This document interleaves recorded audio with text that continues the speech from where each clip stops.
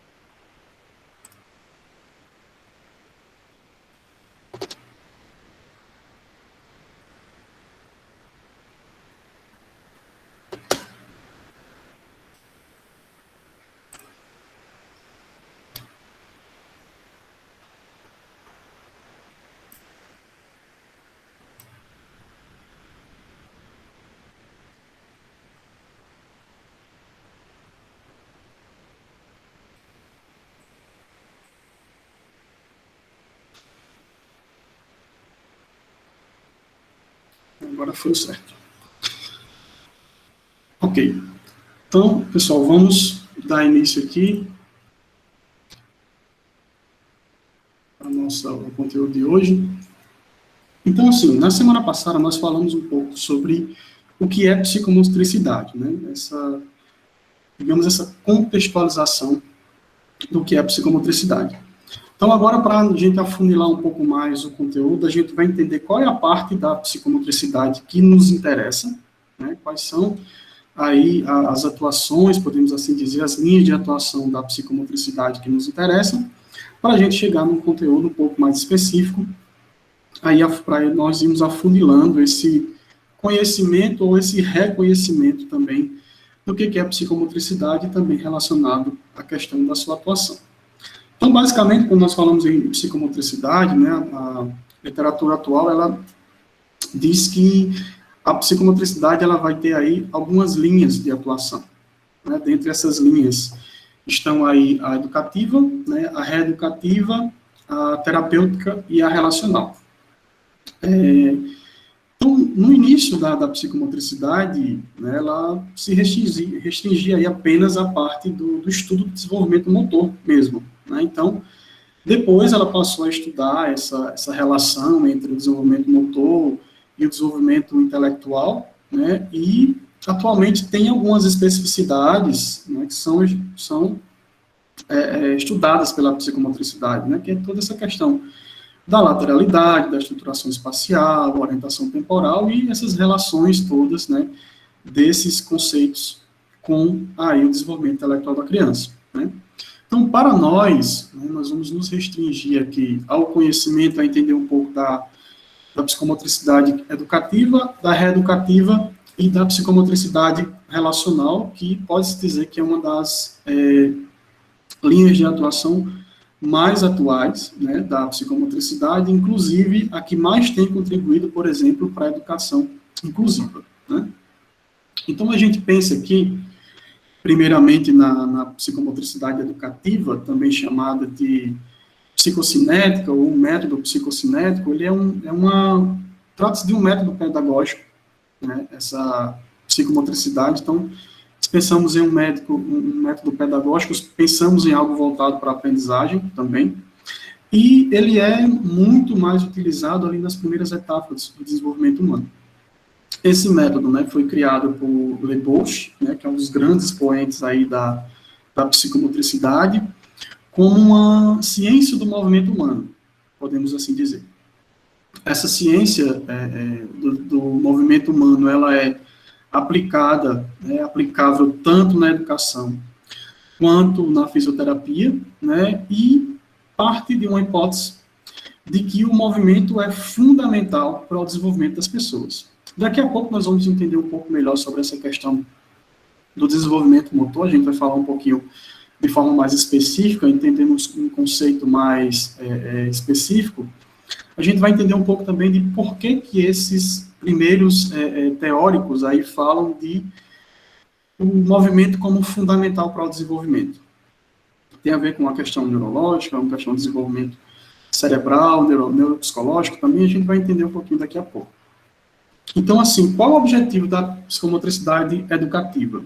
Ela tem esse método psicocinético, esse método de psicomotricidade educativa, ela visa aí, principalmente, favorecer o desenvolvimento, né, da pessoa, no intuito de que a criança se torne uma pessoa, digamos assim, mais centrada, mais responsável, né, diante de todo aquele mundo ali que ela vivencia, e como que ela chega a esse objetivo, né, é justamente através do conhecimento e da aceitação de si mesma, né, desenvolvendo uma autonomia efetiva, ou seja, que a criança possa, de fato, ter uma autonomia relacionada a ela mesma e ao mundo, né, e um dos objetivos é que a criança ela vá conseguindo ter essa responsabilidade no âmbito da vida social. Né? Então, a criança ela vai desenvolvendo autonomia, ela vai desenvolvendo uma melhor compreensão de si mesma, e ela própria também vai contribuindo ali para os ajustes do seu comportamento. Então, por isso que nós pensamos em uma psicomotricidade educativa. Ela é uma pedagogia ativa, ou seja, ela é formada e constituída com base nesse desenvolvimento da autonomia da criança. Então, assim, existem alguns aspectos que são inerentes a essa prática, né, que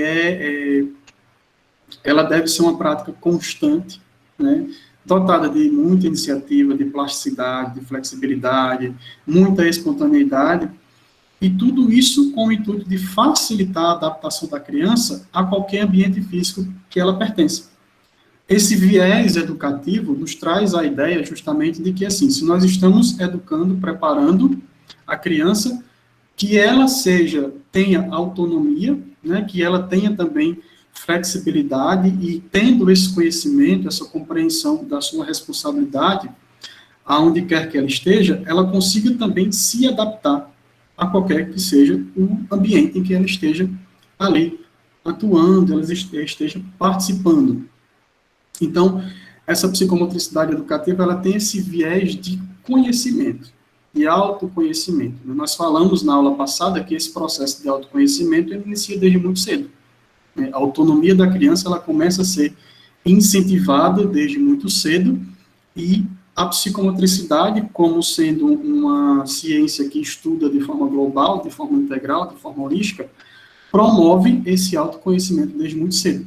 Então, esse é um dos objetivos da psicomotricidade educativa, né, no sentido de facilitar essa adaptação, esse crescimento, esse desenvolvimento da criança, independente do ambiente físico a qual ela esteja ou ela pertence.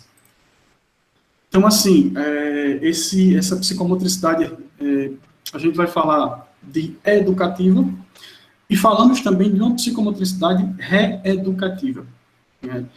Então, assim, a psicomotricidade reeducativa, ela já traz uma ideia mais voltada aí para a questão, podemos dizer até para questões emocionais, psicológicas, neurológicas, porque ela passa a entender que existe sim a necessidade de uma educação, de um processo pedagógico, de um processo de desenvolvimento voltado para conhecimento.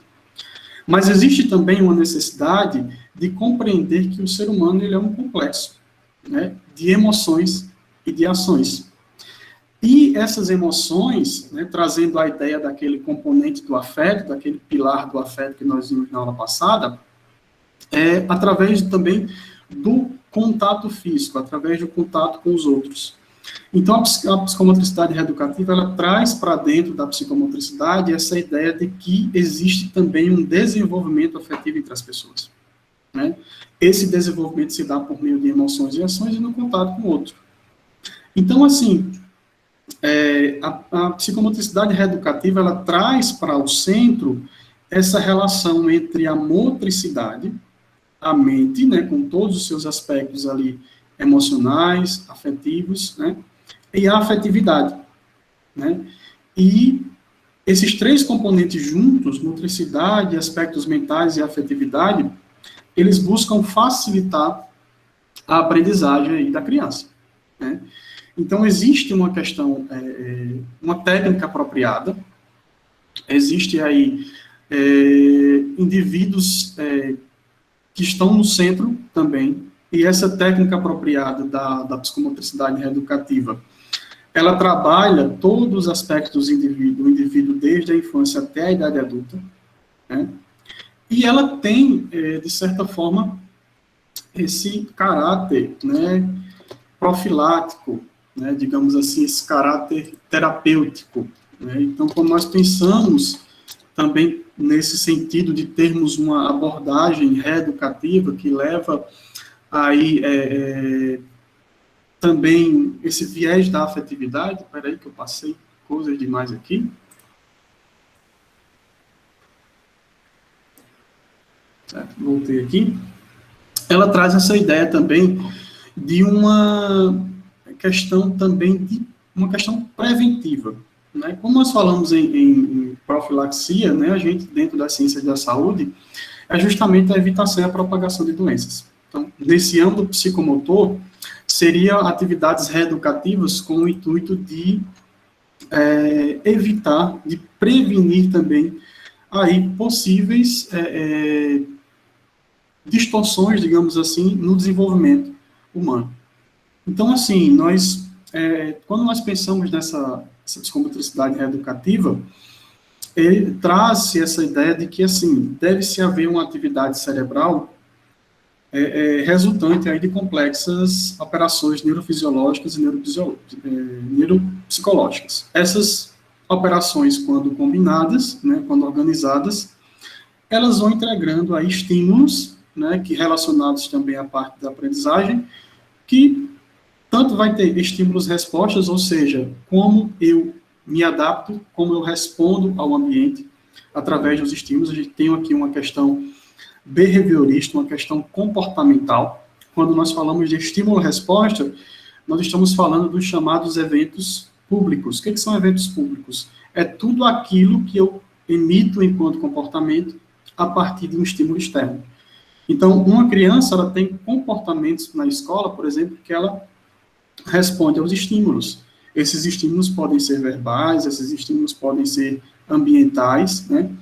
E nós integramos esses estímulos e essas respostas, tá? Como questões de comportamento, e nós trazemos aí também a ideia de assimilação e acomodação, que são conceitos, por exemplo, da teoria piagetiana, que trabalham basicamente com a constituição cognitiva, trazendo aí a concepção também de aprendizado.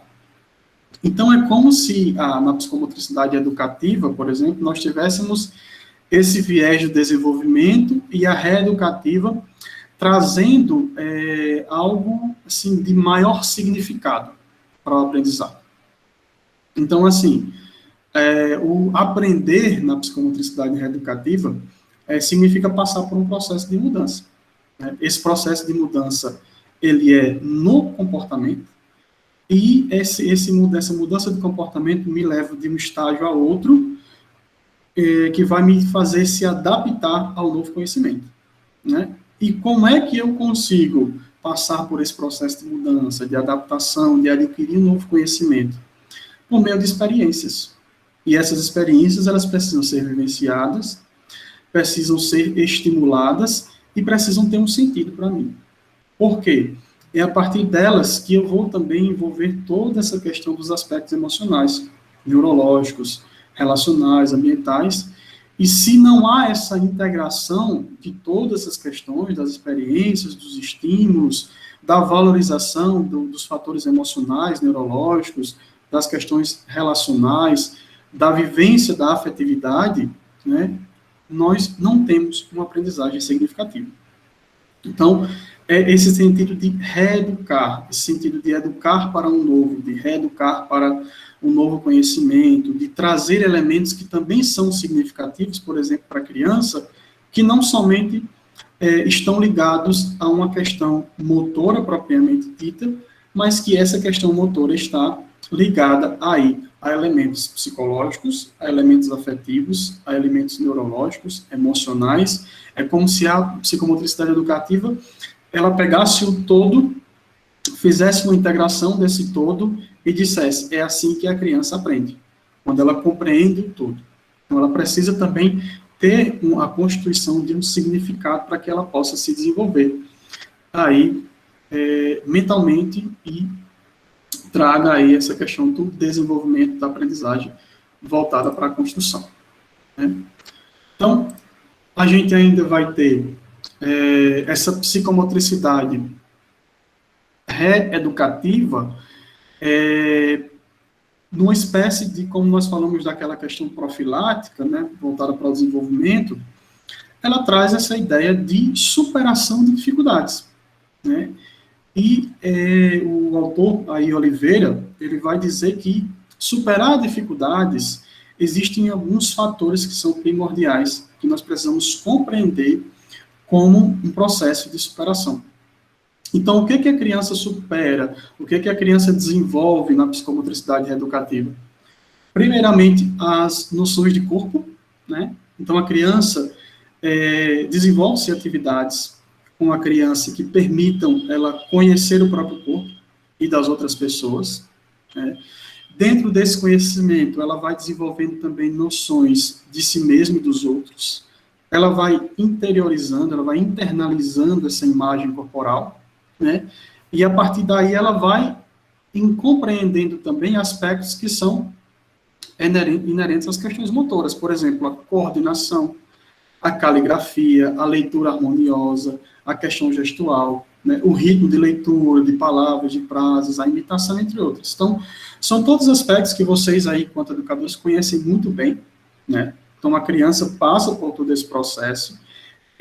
A educação psicomotora, ela tem essa ideia, por exemplo, às vezes as pessoas não associam isso, mas o movimento rítmico da criança na infância, quanto mais ela se movimenta, quanto mais ela tem noção corporal, quanto mais ela vai criando essas conexões cerebrais, por exemplo, de interiorização da imagem do corpo mesmo, mais ela se torna apta, por exemplo, a aprender a escrever melhor.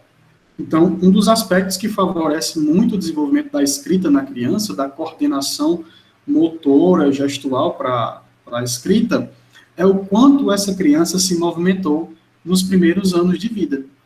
Então, a questão do andar, do pegar as coisas, do engatinhar. Então, quanto mais essa criança foi estimulada a ter conexões ali neuromotoras, mais ela vai desenvolver uma habilidade ali para a questão da escrita, por exemplo. Então, é a questão do estímulo. Oi, Maria, pois não? Professor, isso aí tem tudo a ver, porque a gente observa uma criança que não é estimulada na questão, desde quando é bebê, quando ela chega assim na creche com 2 anos, você vê a diferença de uma e a diferença de outra, né? Até a questão de pegar no giz de cera, no lápis, na canetinha, você vê a diferença ali de uma para a outra. Perfeito, perfeito. É bem isso mesmo. Então, quanto mais estimulada, quanto mais a criança desenvolve essa noção do corpo, mais ela consegue desenvolver também outros aspectos motores. Né? Então, a gente tem aí... Pessoal, vocês estão conseguindo me ouvir? Acho que o fone se conectou aqui. Tá, perfeito. Acho que está funcionando só um lado. Mas vamos lá. Um outro desenvolvimento, né, um outro aspecto desse desenvolvimento, um fator de desenvolvimento proporcionado pela psicomotricidade reeducativa, a chamada lateralidade, né, que é um dos grandes fatores aí que é identificado e trabalhado na psicomotricidade. Então, a gente poder proporcionar atividades que possibilitem a criança identificar essa dominância lateral, reconhecendo direita e esquerda, né, desenvolver aí a questão da ordenação espacial, direção gráfica, a ordem das letras, dos números, né, essa questão, essa discriminação visual, estruturação espaço-temporal, noções espaciais de tempo, estrutura rítmica, percepção visual, percepção auditiva, identificação de ruídos e sons, identificação e combinação de letras e números. Então, tudo isso compõe aí esse fator de lateralidade. Então, as crianças precisam desenvolver esse sentido de lateralidade. Saber o que é direita e esquerda, saber, por exemplo, ali, geralmente as crianças, quando começam a escrever, né, elas geralmente invertem a ordem de algumas letras, né, principalmente aquelas que elas consideram mais difíceis de fazer, às vezes o S, às vezes o R. Então, ela vai começando a desenvolver ali de forma gradual, até chegar no ideal. Então, essa questão de lateralidade, né? As crianças, às vezes, têm essa dificuldade em entender o que é direita e esquerda. Então, geralmente, quando aprende, né, tem pessoas que até hoje, enquanto adultos, ainda têm dificuldade com essa questão de lateralidade, né? Principalmente direita e esquerda. Então, a criança, às vezes, fica assim, por exemplo, se comportamento espelho, se você botar a criança de frente para você e você falar para ela que essa é a mão esquerda e essa é a mão direita, ela vai olhar para você e vai dizer que é o contrário, né? Então, a criança, ela vai desenvolvendo isso aos poucos. Principalmente a questão espaço-temporal, né? A criança geralmente não tem ideia, por exemplo, de dias da semana, que dia é hoje, né? Então, às vezes ela fala em um dia qualquer, e a questão da noção de espaço, e quando, por exemplo, principalmente na questão quando a criança vai aprendendo a ler e a escrever, essa estruturação rítmica, né, essa percepção também que ela tem do que ela está falando, do que ela está escrevendo. Então, ela vai adquirindo também velocidade na escrita, ela começa, por exemplo, juntando as primeiras letrinhas ali para formar sílabas, mas depois ela vai trazendo um processo gradual que ela consegue ter um nível de leitura mais avançado. Então, primeiramente ela começa, né, naquele tem um A, tá, né, então ela começa a ter primeiramente aquela questão de não ter uma percepção rítmica, de ter uma questão mais rígida, mas que depois ela vai estruturando isso e vai tendo um nível de leitura mais leve, né, mais específico, um nível de leitura mais profundo, digamos assim. Então, quando nós falamos de lateralidade, é todo esse nível de percepção, espaço-temporal, visual, auditiva, rítmica, combinação de letras, números, então, tudo isso envolve aí esse aspecto, esse fator que é a lateralidade. Então, ainda se trabalha dentro da psicomotricidade reeducativa a tonicidade, né? Então, toda essa questão da questão postural, regularizar a ação, né? Isso, a tonicidade, ela tem a ver com uma estruturação neurológica, né? Então, a tonicidade, ela é indispensável, né, para qualquer atividade mental. Ela é um dos fatores, assim, dos aspectos mais específicos de trabalho da psicomotricidade, e na psicomotricidade reeducativa ela traz essa concepção de ser algo a ser estimulado, a trabalhado, né? Aí nós vamos ter aí a apraxia global, né, que vocês certamente conhecem bem. Então, quando nós falamos de apraxia global, nós buscamos atividades que envolvam todo o corpo, todos os segmentos corporais, de forma globalizada e importante, de forma consciente. Ou seja, a criança precisa saber o que ela faz, né? Não necessariamente porque ela faz, mas o que ela faz. E assim, o resultado que a gente vai ter com essas atividades são essa recepção de muitas informações sensoriais, informações táteis, né, sinestésicas, visuais. Então, quando a gente fala aí, a gente traz muito a ideia do aprendizado através dos sentidos. Os sentidos são por onde nós compreendemos o mundo. Então, assim, quando nós trabalhamos a praxia global, nesse sentido da captação de informações sensoriais, das informações táteis, né, sinestésicas, também visuais, nós estamos ali trabalhando né, algumas funções cerebrais, algumas áreas cerebrais, por exemplo, como o córtex motor, e nós vamos fazendo integrações de fatores psicomotores. Então, a apraxia global, o desenvolvimento da apraxia global é fundamental para o desenvolvimento neuromotor, para um desenvolvimento psicomotor significativo. Então, a psicomotricidade reeducativa trabalha também com um foco na apraxia global. Posteriormente, a gente vai ter aí a questão da apraxia fina, né, que é a questão mais... peraí.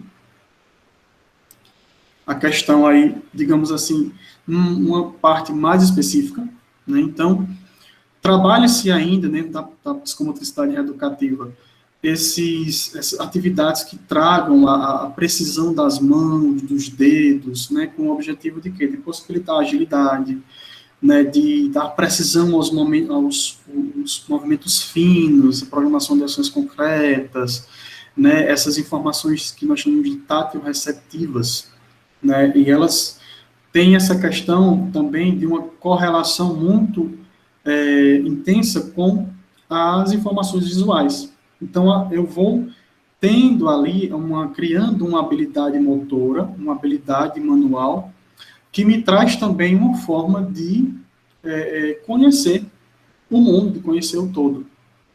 Então, a gente sabe que a apraxia fina ela tem essa característica de ser uma unidade muito complexa, né? Então, assim, o córtex cerebral, ele é um dos grandes responsáveis por isso. E boa parte do córtex cerebral é voltado para o desenvolvimento dessa apraxia fina, né? Então, aquela ideia do ser humano, a gente tem o polegar opositor, alguns primatas têm polegar opositor, mas, por exemplo, o movimento de pinça, que é essencial, por exemplo, na habilidade da escrita, é uma coisa que somente nós humanos temos isso bem desenvolvido.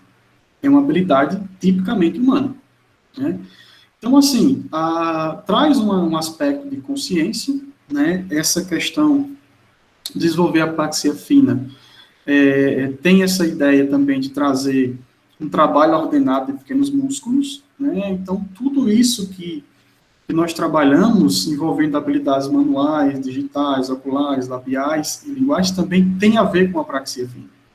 Então, hoje, existem até alguns estudos sendo realizados, a título de informação, pessoal, a respeito da apraxia fina, no sentido de como ela está mudando pelo uso dos celulares.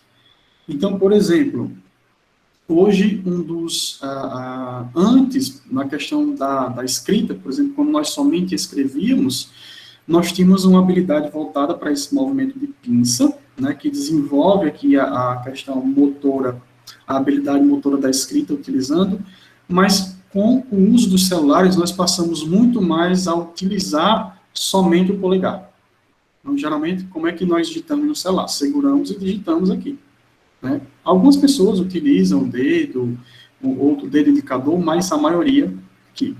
Então, estuda-se de certa forma hoje quais são as mudanças cerebrais, as mudanças motoras que têm trazido esse comportamento, esse novo comportamento de nós estarmos utilizando muito mais o polegar opositor do que a questão manual propriamente dita, principalmente para uma habilidade que é fundamental para a nossa questão psicomotora, que é a escrita. Então, eu já ouvi pessoas relatando assim, de que não consegue, não sei mais escrever. Eu não sei mais escrever bem, né, de tanto digitar, né, a pessoa quando vai para um aspecto da escrita manual, não consegue aí ter uma habilidade assim mais, tem dificuldades nessa habilidade, né? Então, nós tivemos aí essas questões. Fora isso, tem outros estudos também, por exemplo, na questão postural, né, o quanto nós estamos sendo prejudicados também pela questão postural, pelo uso dos celulares, questão ocular também, né, e entre todos esses estudos aí que estão sendo desenvolvidos no momento. Tá? Ainda não se tem algo concreto, mas a literatura científica tem trabalhado também aí para poder entender esses novos aspectos psicomotores aí da humanidade, né?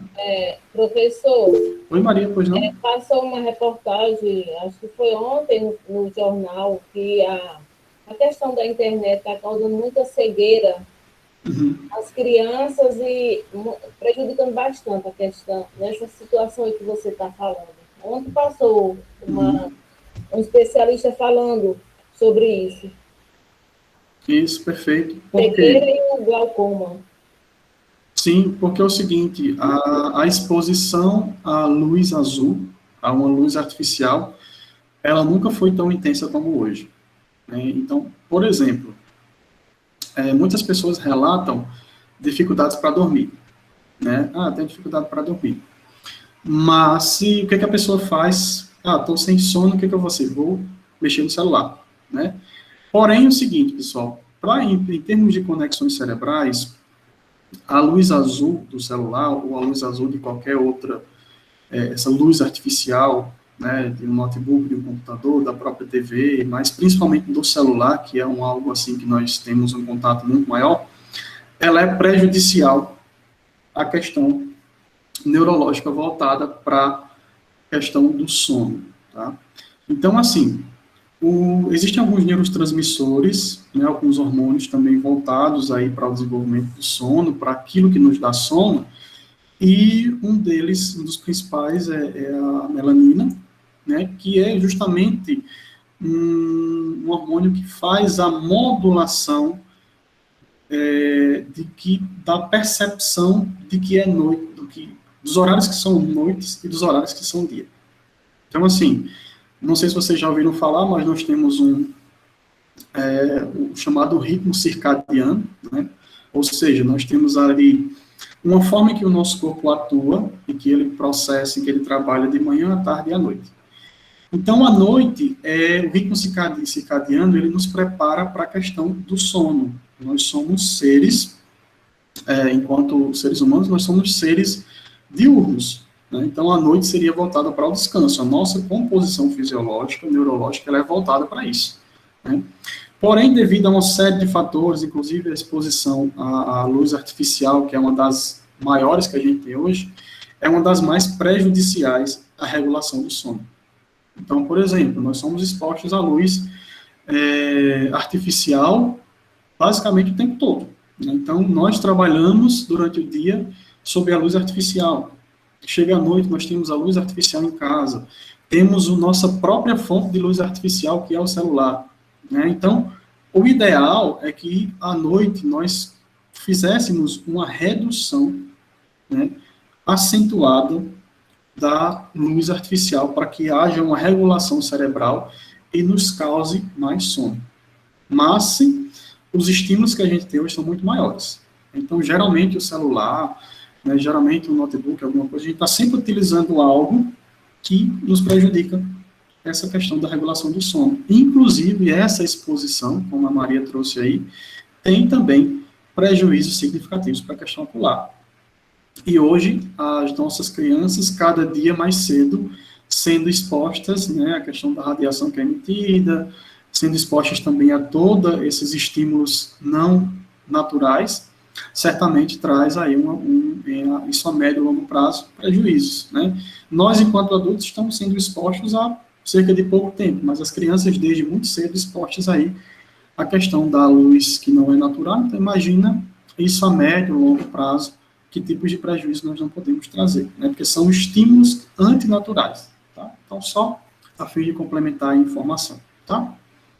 Voltando aqui, só um outro ponto que a psicomotricidade reeducativa vai trabalhar é a parte de equilibração, né, que é um dos fatores da psicomotricidade, né? Então, toda essa equilibração é um sentido que permite esse equilíbrio entre o sistema nervoso e cerebelo. Então, a gente sabe aí que existem alguns aspectos neuronais, cerebrais aí que são responsáveis pelo nosso equilíbrio, pelo senso de equilíbrio que nos mantém o nosso corpo em equilíbrio, que tem a ver também com o nosso ouvido interno, né? Então, trabalhar a equilibração na psicomotricidade é trazer atividades que trabalhem, né, que exercitem essa capacidade da criança, por exemplo, se manter numa base reduzida de sustentação do corpo, né? Então, que haja uma prática de combinação adequada de ações musculares ali em movimento, ou mesmo quando nós estamos parados, aquela criança está parada. Então, assim, trabalhar a equilibração é justamente essa percepção de sustentação do corpo e essa capacidade de sustentação, seja ela em movimento ou parado, né? Então, assim, a gente tem aí duas integrações, né? O sistema labiríntico e o sistema plantar, que são sistemas fundamentais que trabalham a questão da equilibração, e a gente sabe, por exemplo, que doenças como labirintite, por exemplo, atrapalham muito no senso de equilíbrio do nosso corpo, né? Então, desde muito cedo, como a psicomotricidade tem essa ideia também profilática, a gente pensa aí numa ideia de prevenção sendo trabalhada a partir desse tipo de psicomotricidade, certo? Então, deixa eu ver aqui. Por fim, aqui nós vamos ter a psicomotricidade relacional, né, que é um método mais voltado assim, para uma abordagem de grupo e com o objetivo de desenvolver o indivíduo, a criança, em toda a sua integralidade, né? Então, é uma parte bem atual da psicomotricidade e tem um foco nas experiências corporais afetivas e é uma prática educativa tanto de valor preventivo quanto terapêutico. Ela tanto trabalha aspectos ali da psicomotricidade reeducativa e educativa, mas tem um valor terapêutico também.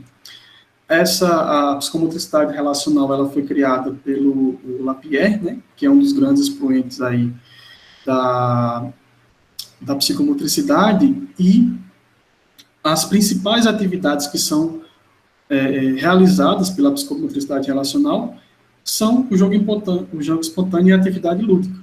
Então, é a partir da psicomotricidade relacional que nós trazemos esse conceito do lúdico para dentro da psicomotricidade. Então, assim, as atividades lúdicas, as brincadeiras, né, elas são fundamentais na concepção da psicomotricidade relacional, na expressão das necessidades e das vontades da criança. Então, por exemplo, pessoal, dentro da psicologia clínica, tá, nós trabalhamos muito a questão lúdica das crianças. O brincar da criança, ele nos traz informações muito importantes sobre principalmente o que aquela criança está vivenciando e o que ela está sentindo. Então, por exemplo, nós observamos muito a questão de como é o brincar dessa criança. É um brincar mais solitário, é um brincar mais coletivo, se ela brinca com agressividade, se ela brinca identificando personagens, né, quais são os tipos de brinquedo que essa criança se envolve mais, se ela gosta mais de jogos, se ela gosta mais de brincar com brinquedos específicos. Então, assim, a questão lúdica, existem aí diversos estudos no campo da psicologia, da psiquiatria, neuropsicologia, que trazem, da psicomotricidade, inclusive, que trazem essa ideia da atividade lúdica como fundamental, tanto para o desenvolvimento, quanto para questões também de prevenção e terapêuticas propriamente ditas, né? Então, assim, através do jogo, através das atividades lúdicas, através das brincadeiras, a criança ela tem uma expressão de necessidades, de vontades, uma expressão emocional, expressão de sentimentos, né? Então, por quê? A criança, ela não tem, muitas vezes, a capacidade que nós temos de falar sobre os nossos sentimentos, de ter uma percepção adequada de falar sobre o que nós estamos sentindo. A criança, ela, no silêncio dela, ela acaba expressando isso através de atividades lúdicas. Então, a forma de brincar, como a criança brinca, com o que ela brinca, diz muito daquilo que ela é, daquilo que ela está sentindo. Então, trabalha-se muito essa ideia também dentro da psicomotricidade relacional. Então, assim, como traz aí no texto, a criança, por meio do lúdico, ela revela naturalmente, né, o que passa no seu mundo interior. Ela, mesmo sem a criança expressar verbalmente, que geralmente é o que nós fazemos, né, a criança, ela demonstra desejos, dificuldades, necessidades, né, com uma simplicidade. Ela faz isso de forma natural. E toda criança que tem um desenvolvimento saudável ou não, ela gosta de brincar. Né? Então, ela gosta de fazer atividades ali prazerosas, atividades que ela gosta de fazer. Então, ela tem preferência por isso. E o brincar, né, tem esse senso de trazer para a criança uma possibilidade dela demonstrar, de revelar naturalmente o que ela sente. Né? Então, assim, a gente tem aí, por exemplo, a psicomotricidade relacional muito envolta nas atividades de educação inclusiva, porque trata-se de um método muito promissor para os profissionais de educação, e por se tratar de algo que incentiva principalmente a prática lúdica, né, a prática lúdica ela pode ser utilizada em todos os ambientes educativos. Né? O brincar para a criança é algo fundamental.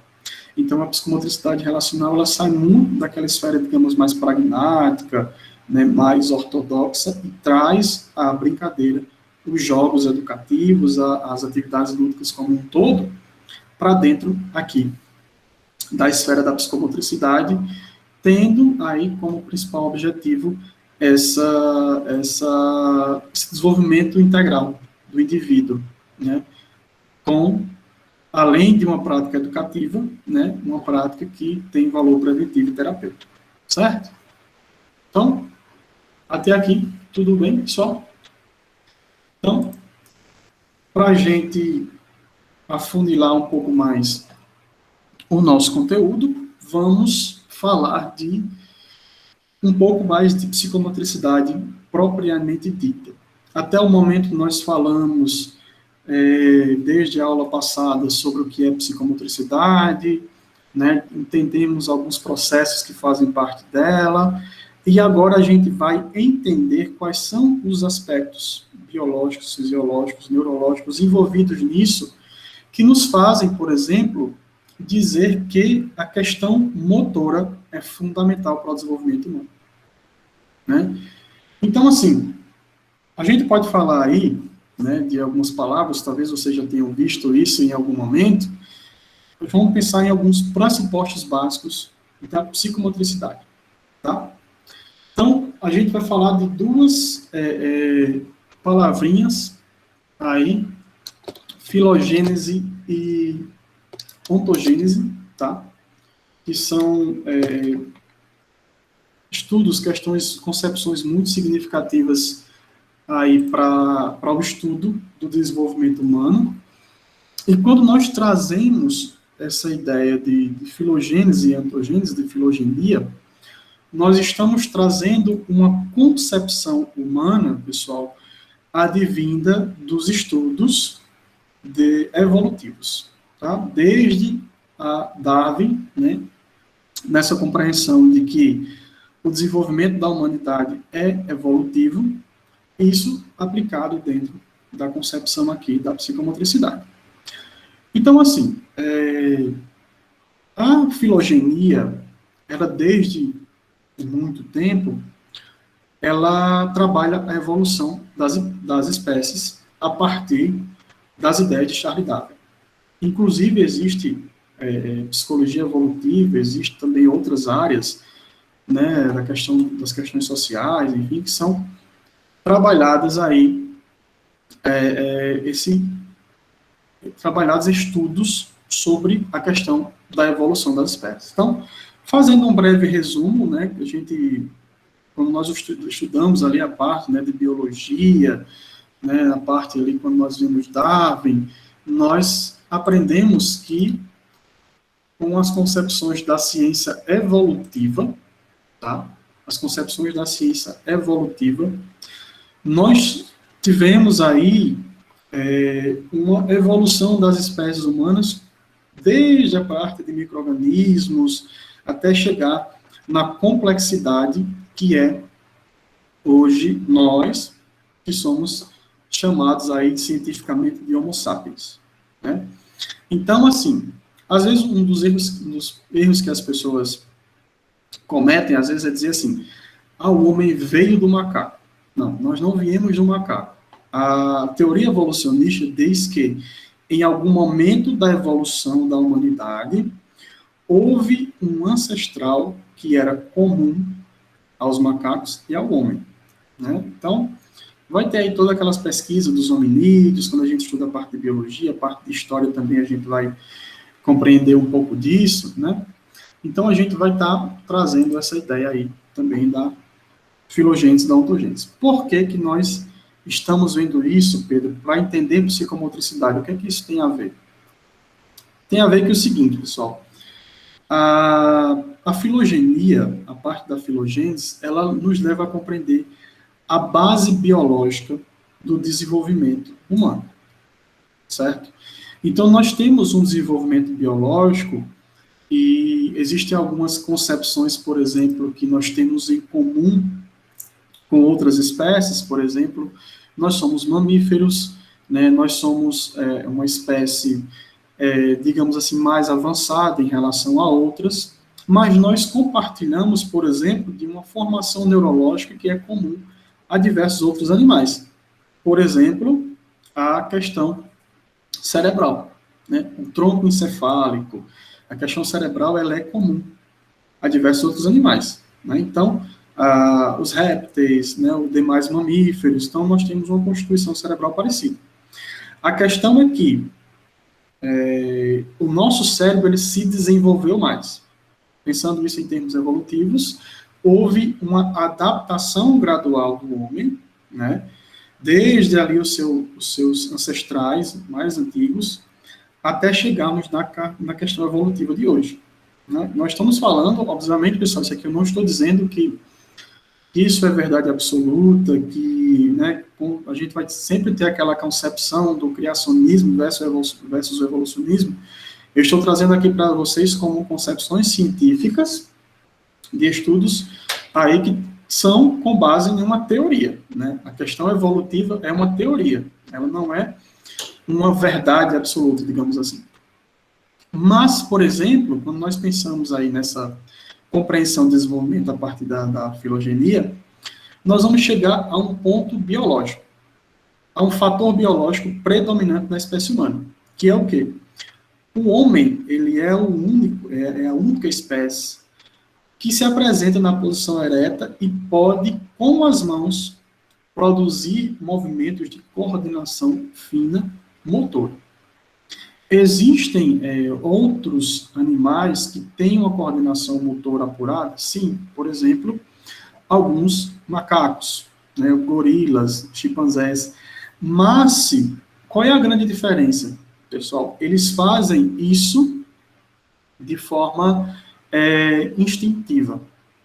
Nós conseguimos fazer isso de forma consciente.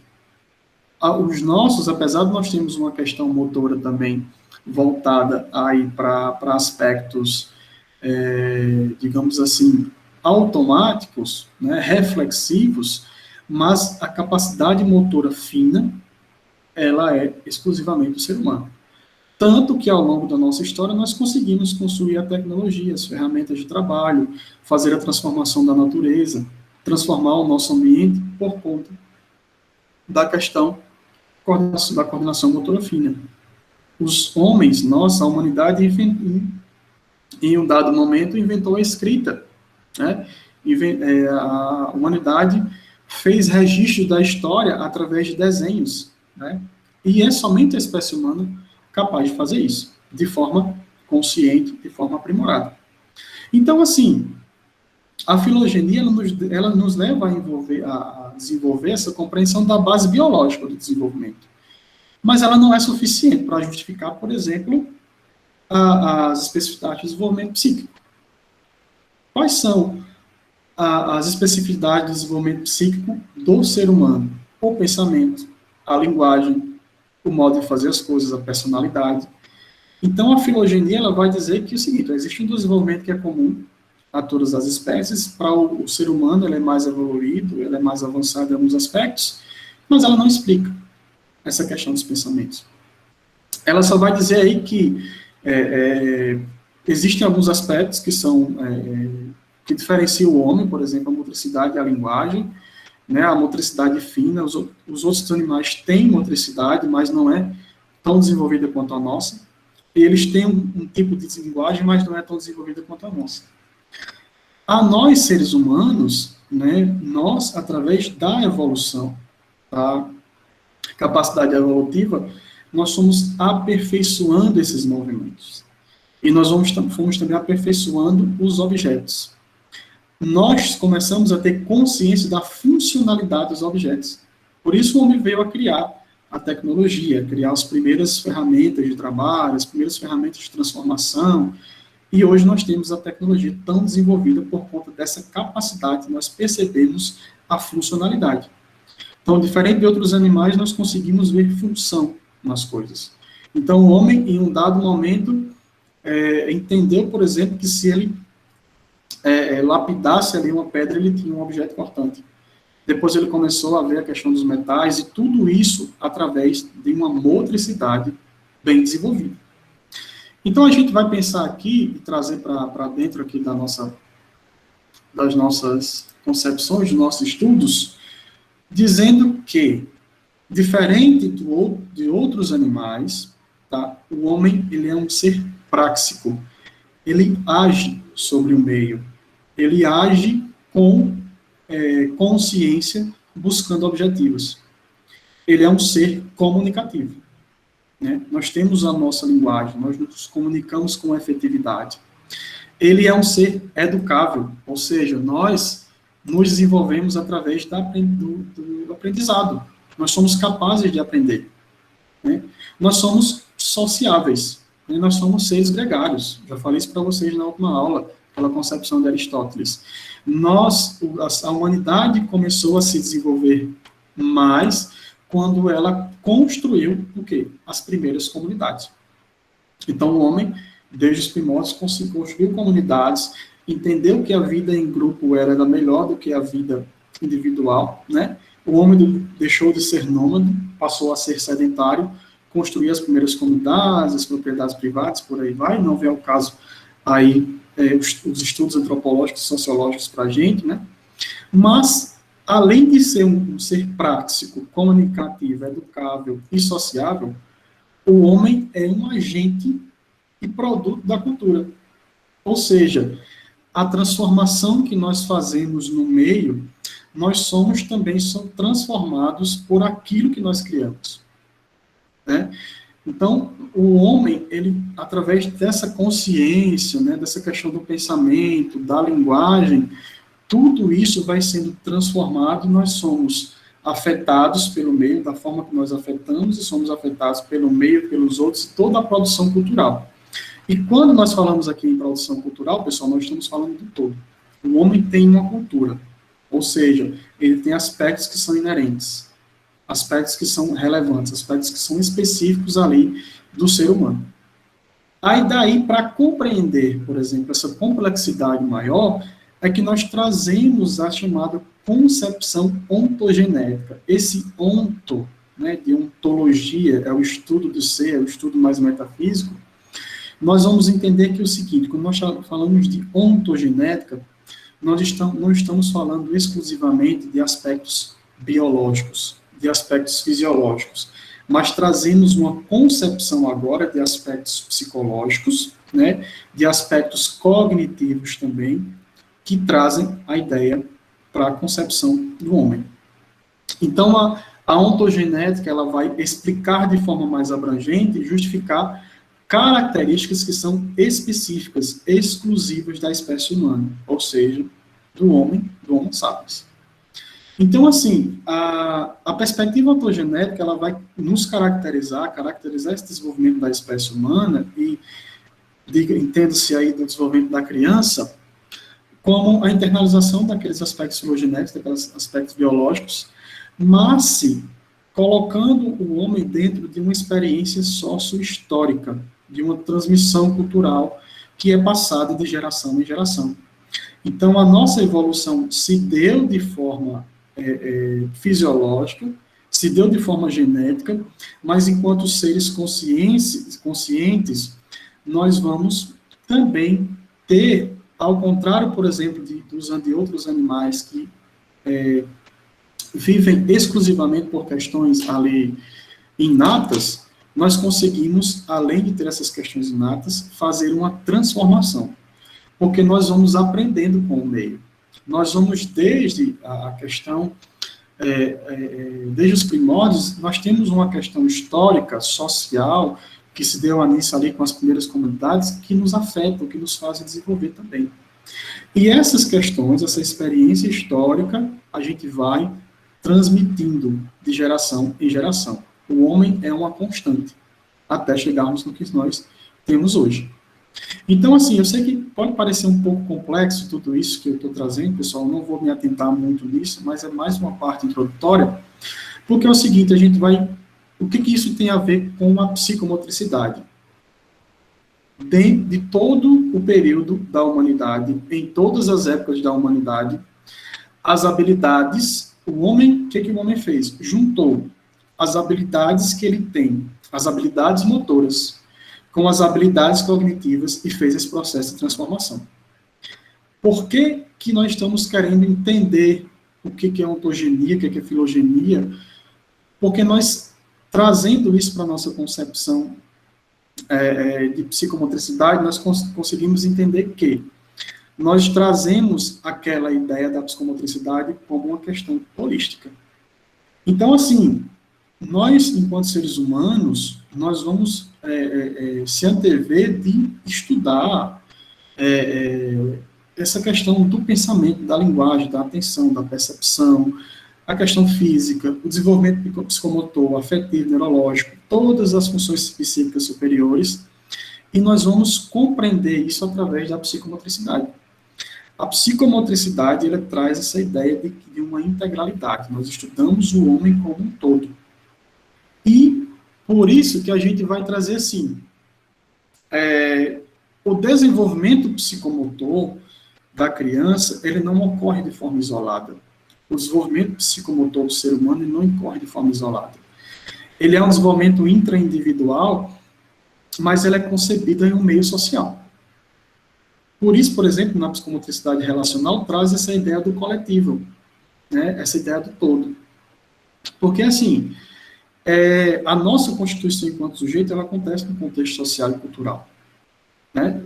Lembra que na aula passada eu falei assim, citando inclusive Adler, falando um pouco sobre a questão da questão da sociabilidade, como traz aí no texto também. Primeiramente, nós temos um contexto social e cultural que é voltado para a nossa família. Nossa primeira relação é com a mãe. Depois nós vamos para outros sujeitos, o encontro com outros sujeitos dos contextos sociais. Qual é o primeiro contexto social que trabalha esse rompimento da família? É a escola. É ali que nós vamos ter as primeiras interações, né, diferentes da família. E é ali que a gente vai ter uma reassimilação do que nós somos, uma compreensão de outros espaços, né? Então, assim, nós não estamos submetidos somente a leis biológicas. Nós estamos submetidos a leis culturais adquiridas aí, que foram construídas através dos tempos, né? Nós dependemos, a nossa evolução da espécie, ela se dá tanto pela questão biológica, mas também pelas leis socioculturais. Ou seja, o desenvolvimento infantil de uma criança brasileira pode ser diferente do desenvolvimento infantil de uma criança chinesa.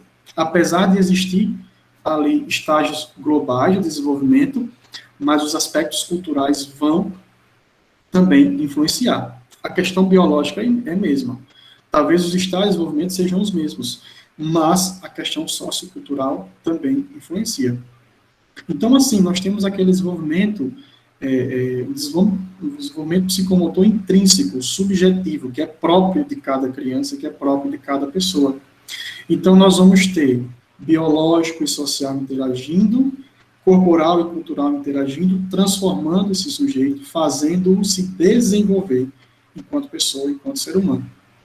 E tudo isso tem a ver com as habilidades psicomotoras que a gente constrói ao longo da nossa vida. Nós transformamos o meio através das habilidades psicomotoras. Nós construímos uma cultura através das habilidades psicomotoras. Por quê? Porque quando a gente fala de psicomotricidade, a gente está falando de todo, incluindo a psicologia, a parte psicológica, neurológica, motora, afetiva, emocional e também uma questão social. Porque nós desenvolvemos também os nossos aspectos psicomotores dentro de um contexto. Por isso que a gente vê essa parte introdutória. Aí, quando nós pensamos, pessoal, se tiverem dúvidas, se estiverem muito rápido, se estiver muito complexo, vocês falem aí que que eu vou afunilando. Eu estou indo aqui, conforme aqui estou tocando a música, tá? Então, assim, pessoal, quando nós pensamos em desenvolvimento psicomotor, né, essa evolução psicomotora que o homem teve até chegar nessa fase atual, nós compreendemos dentro da psicomotricidade, dentro do desenvolvimento psicomotor, a chamada estrutura psicomotora. Essa estrutura, ela engloba todos os mecanismos responsáveis pelo deslocamento e a locomoção, a nossa locomoção, e também todo e qualquer movimento produzido por qualquer parte do nosso corpo. Então, assim, essa estrutura psicomotora, ela é a base do desenvolvimento, aliás, a base para o nosso desenvolvimento em todos os aspectos, de toda a ordem da natureza do ser humano, né? Então, assim, ela possibilita todos os dias o desenvolvimento psicomotor. E, assim, quando nós pensamos nessa estrutura, existem algumas unidades básicas que, por exemplo, nos asseguram aí a capacidade de equilíbrio, as posições estáticas também. E essas unidades básicas são o quê? Que, através da nossa estrutura psicomotora, o que a gente consegue fazer? Nós conseguimos nos locomover, nós conseguimos manipular objetos, nós conseguimos equilibrar o tônus corporal, né? Nós conseguimos também desenvolver e adequar a coordenação óculo-manual, a questão do equilíbrio, da lateralidade, do ritmo, do relaxamento, através da nossa estrutura psicomotora. E o que essas unidades básicas de se locomover, de manipular objetos, de se equilibrar, desenvolver lateralidade, coordenação, faz com... O que ela nos proporciona? Os chamados movimentos naturais. Então, a nossa estrutura psicomotora, né, composta pelas suas unidades básicas, por isso que é uma estrutura, é um todo formado por uma soma de partes, ela nos faz com que nós tenhamos aí os chamados movimentos naturais. Então, a partir da nossa estrutura psicomotora, que nós conseguimos andar, correr, pular, saltar, rolar, rastejar, engatinhar, lançar, subir, descer, ou seja, tudo aquilo que envolve algum aspecto motor, que remete também ao desenvolvimento motor. Então, é isso que nós estamos... o nosso desenvolvimento ele é contínuo. Então, é pela nossa estrutura psicomotora, pelo nosso desenvolvimento psicomotor, que nós conseguimos ser o que somos e fazer aquilo que fazemos, né? Então, a gente vai ter aí esse termo, pessoal, desenvolvimento psicomotor, que tem a ver com a estrutura básica. O desenvolvimento psicomotor nada mais é do que essa interação existente entre o pensamento consciente ou não, porque, abrindo parênteses aqui, nós temos uma questão motora, uma questão psicológica, neurológica, que ocorre de forma inconsciente.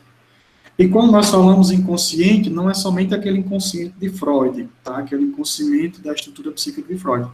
Mas existe um processamento de informação e um processamento inconsciente que nos mantém vivos, que nos mantém se desenvolvendo o tempo todo. Por exemplo, nós não precisamos estar lembrando o tempo todo de respirar, lembrando que o nosso coração precisa bater. Nós não precisamos estar sempre recordando que os movimentos peristálticos, epigástricos, todos são necessários para digerir a nossa comida, a comida que a gente come. Não. Existe toda uma questão inconsciente também, e quando ele fala aí, existente esse pensamento consciente ou não, existe um processamento de informação que nós não temos acesso nesse momento, certo? Basicamente, nós temos o consciente, e isso é o que eu estou falando para vocês agora. Vocês estão compreendendo o que eu estou falando, eu estou observando e trazendo questões conscientes. Existe aquele processamento chamado pré-consciente, que são informações que nós não temos acesso no momento, mas nós a recuperamos de forma muito rápida. Então, por exemplo, se eu não Ninguém está pensando no número de telefone aqui de vocês, mas se eu perguntar agora, né, Maria, qual é o seu número de telefone? Né, Diocema, qual é o número do seu telefone? Você não estava pensando no telefone, mas você vai lembrar. Esse é um processamento pré-consciente, que nós resgatamos informações que estão armazenadas na nossa memória, mas que nós recuperamos facilmente. Existe aquele processamento de informação inconsciente, que é como se fosse uma camada mais profunda, uma memória mais antiga, que nós não temos informação. Aliás, nós não temos acesso no momento, mas que ela vem.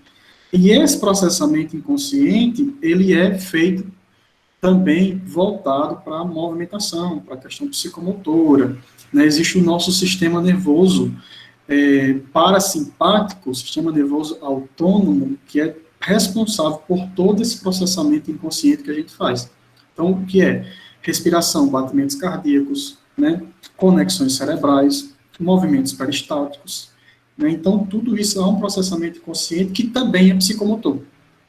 Então, esse movimento, esse desenvolvimento psicomotor, ele tem auxílio e é aí realizado pelo sistema nervoso. Então, assim, quais são as características principais do desenvolvimento psicomotor? Tá? Então, primeira, possibilitar ao nosso corpo agir e expressar-se de forma adequada a partir da interação de componentes externos, que é o próprio movimento. Ou seja, é a partir do desenvolvimento psicomotor que ocorre desde a nossa concepção, desde o nosso nascimento. Isso nos possibilita agir, né? O nosso corpo agir e se expressar de forma adequada. Interagindo com os componentes externos, com o ambiente externo, né? E esses componentes são o próprio movimento. Né? A forma como nós movimentamos, como nós agimos, como nós interagimos através da coordenação motora, por exemplo, da coordenação motora fina, a forma como nós interagimos com o outro, com o ambiente, é a partir do nosso desenvolvimento psicomotor. E ele também nos possibilita aí ações e expressões adequadas a partir também de componentes internos, ou seja, todo o processamento neurológico e orgânico que executamos para agir.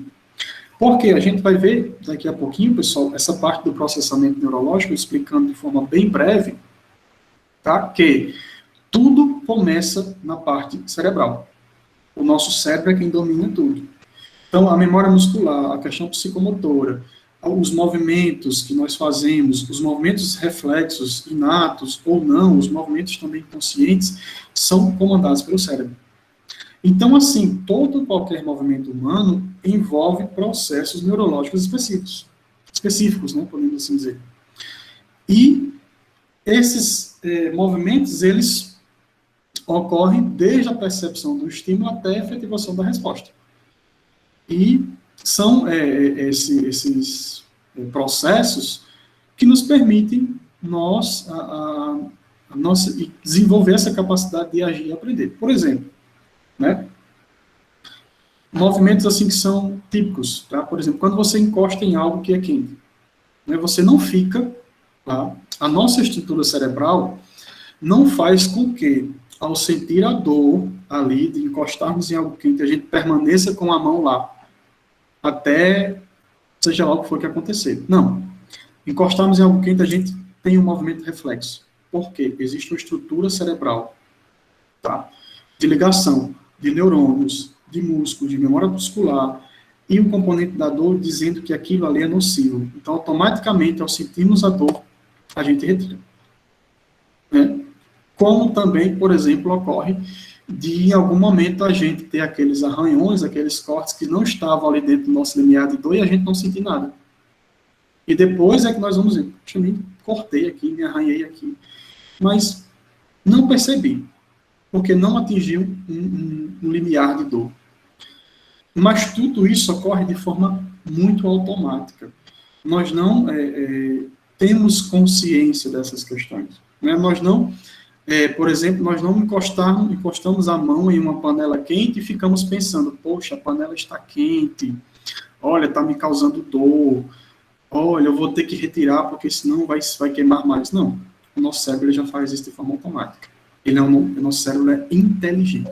Pois não, Maria? Professor, a questão do medo é da mesma forma também? Sim. Você tem um medo, né? Assim, rapidamente já tem aquela sensação Sim. estranha. Exato. Um dos principais responsáveis pela estrutura, pela a questão voltada para o medo é a amígdala.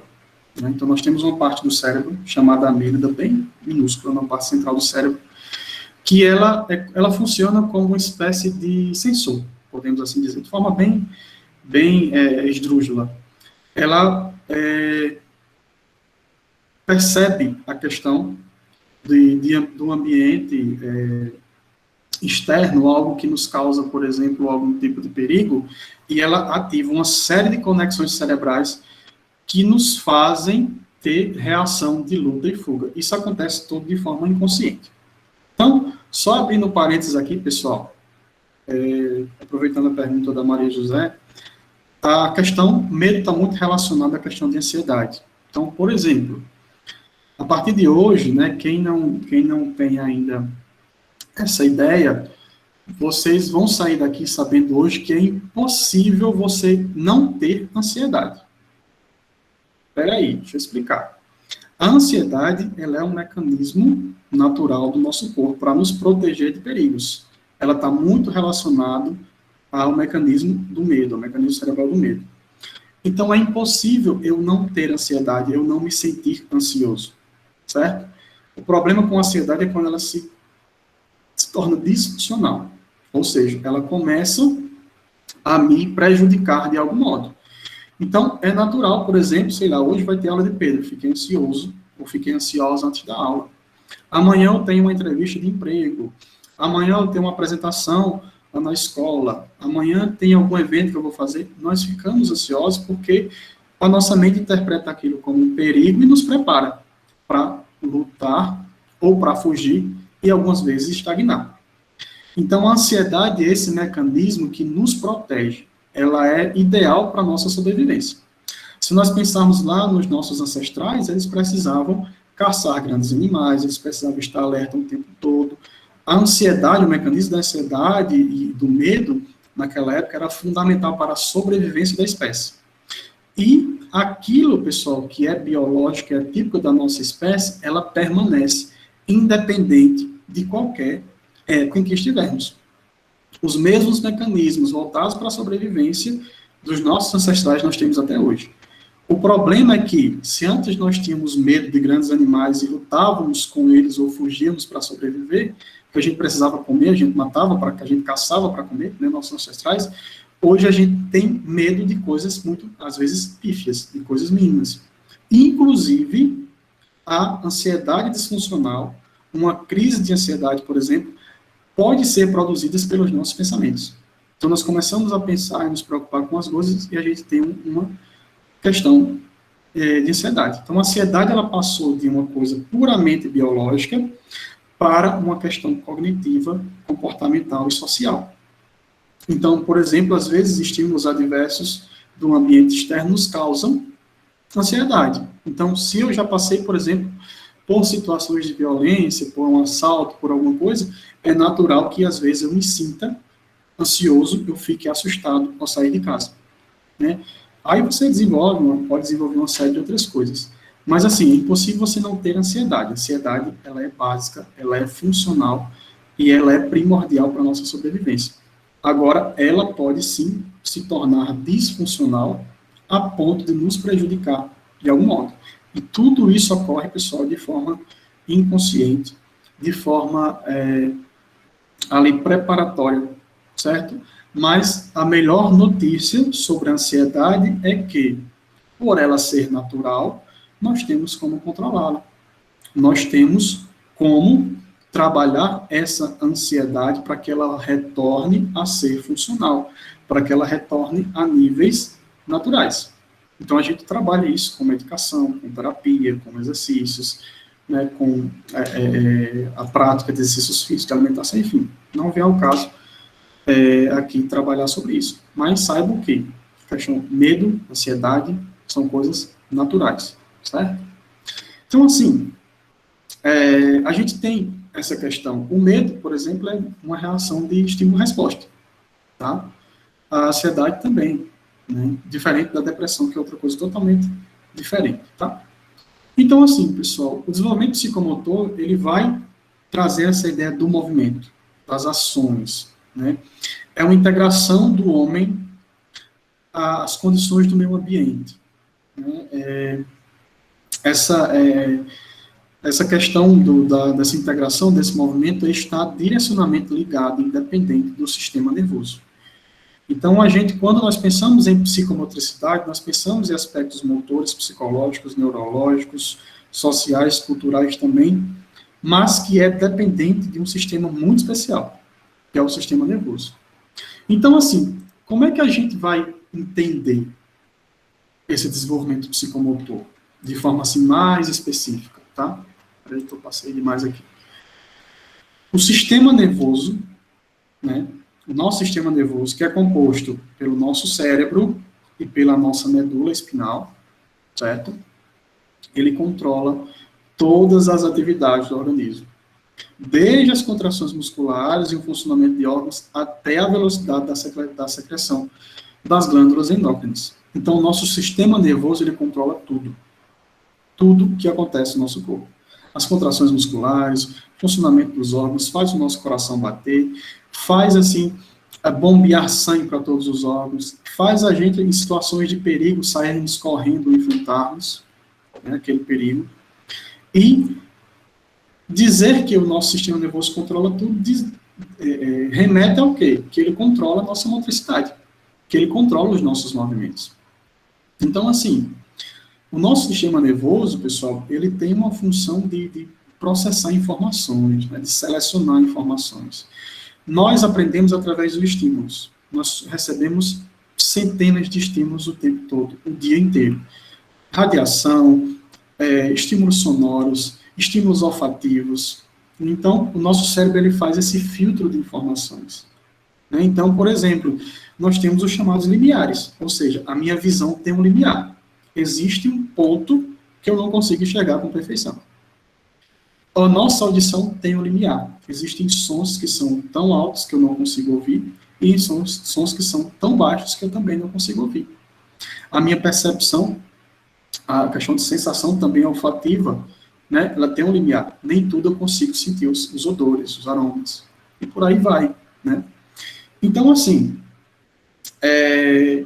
em se tratando de movimento, né, em se tratando de questões motoras, o nosso cérebro ele também seleciona e processa as informações. Por exemplo, naquela situação que eu falei para vocês, de forma automática, de encostar em uma panela quente. O nosso cérebro ele seleciona a informação, ele processa a informação de que aquilo é algo nocivo. Então, ele nos faz ter esse movimento. E quando ele faz isso, ele extrai essa sensação do ambiente, ele extrai essa informação do ambiente, e ele joga lá ele canaliza para uma região motora e emite as respostas adequadas, de acordo também com a vivência e a experiência de cada indivíduo. Ou seja, dentro desse processamento, existe também uma questão subjetiva. Então, a forma como eu emito respostas a um determinado estímulo pode não ser a mesma de uma outra pessoa. Né? Isso ocorre, pessoal, porque desde a nossa concepção, nós temos o que nós chamamos de processo de maturação do sistema nervoso.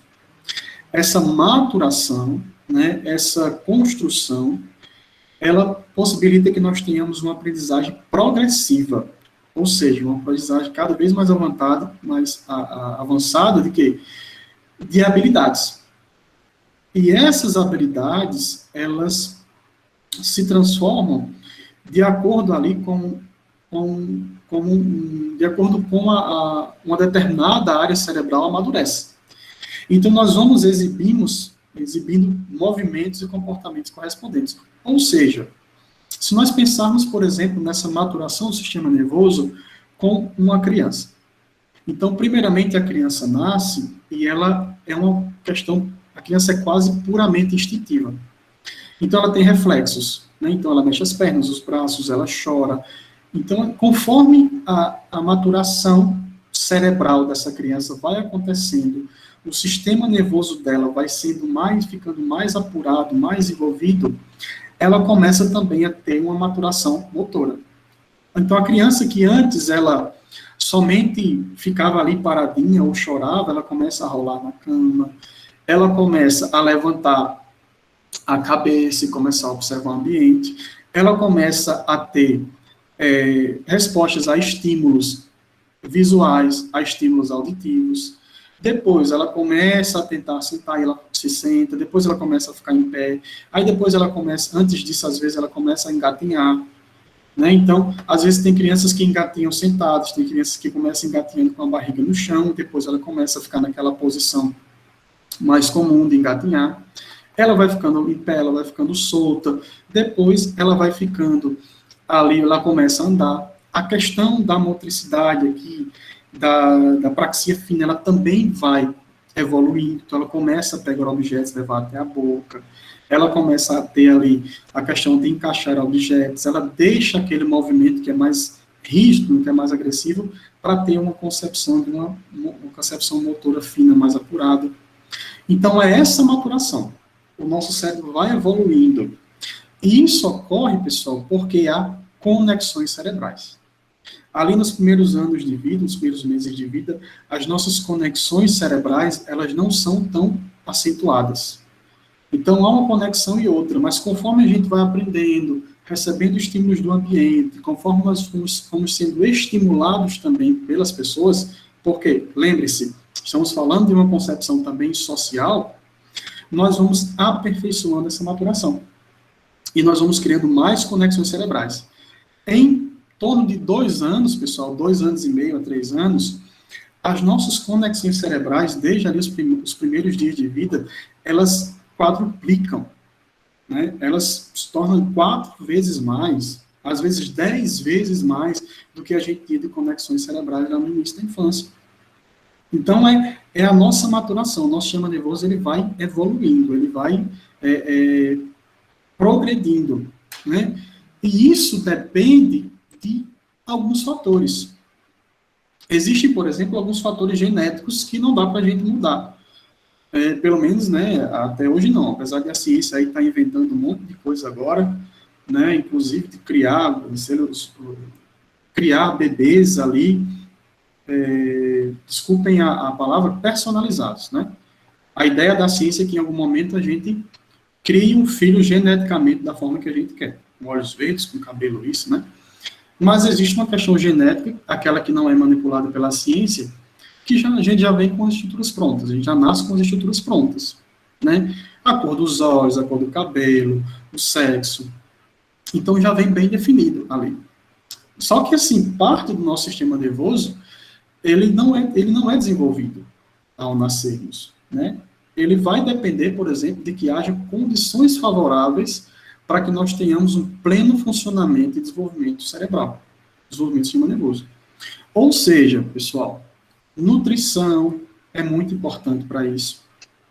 A questão nutricional lá na infância, nos primeiros anos de infância, ao longo da infância, pode prejudicar o bom funcionamento. A questão dos estímulos, o ambiente favorável, tudo isso desempenha um papel fundamental na maturação do sistema nervoso. Porque é essa maturação que vai trazer também uma concepção de desenvolvimento psicomotor mais apurado. Então, a gente pensa ali. Nós pensamos nas estruturas cerebrais. O córtex cerebral, o que é o córtex cerebral? É a parte mais externa do nosso cérebro, tá? Ele reveste o nosso cérebro, ele é responsável pelas nossas funções superiores, as chamadas funções cognitivas, as funções intelectuais. Pois não, Lucileia? Gostaria de falar? Perguntar alguma coisa? Acho que não, né? Então, dando continuidade, se desejar perguntar alguma coisa, falar, pode interromper, tá? Então, a gente vai ter ali, pessoal, o córtex cerebral. No córtex cerebral, na parte mais externa, que é responsável pela nossa questão, pelas questões motoras, pelas nossas funções superiores. Córtex pré-frontal, essa área aqui do cérebro, é responsável por toda a questão de raciocínio lógico, de imaginação, de julgamento, capacidade de julgamento, Questões cognitivas, pensamentos, tudo isso é aqui pelo nosso córtex pré-frontal. Parte motora, né, área de Broca. Então, a gente vai ter todo um componente aqui no nosso córtex pré-frontal, aliás, no nosso córtex cerebral, que é responsável principalmente pelas questões de motricidade. E nós sabemos que o cérebro é composto por neurônios, né? Os neurônios são as células do sistema nervoso. Temos as células da glia, mas que não tem uma função assim tão significativa quanto os neurônios. E os neurônios, é a partir das células cerebrais que nós conseguimos receber e conduzir estímulos, né?